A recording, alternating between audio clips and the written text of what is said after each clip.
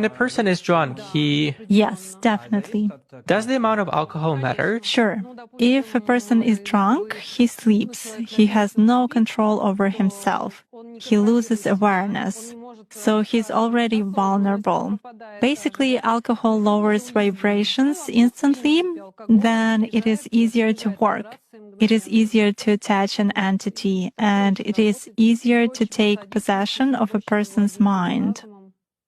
Does it mean that it's more difficult to influence a person if he keeps his thoughts in purity? Yes, absolutely. When faced with various religions, it is very difficult to influence Muslims.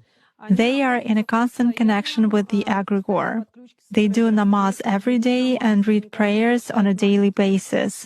They are constantly under some kind of a dome, so it is very difficult to influence them. When you start impacting a person, he begins to address in a prayer.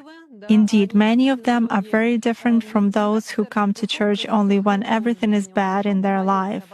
They come to pray, and then for 5 years they forget about God, some canons, and so on. Muslims, as a rule, passionately believe and passionately give energy to their egregore. And this egregore protects them very well.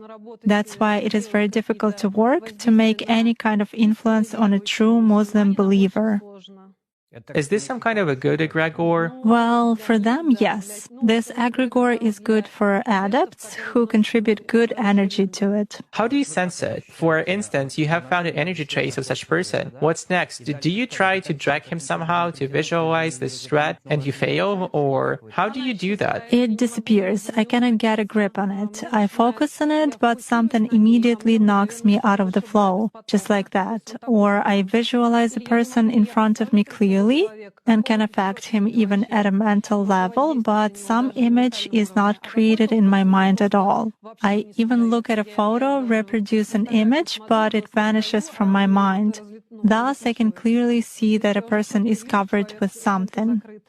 Does this only work with Muslims? It does for me.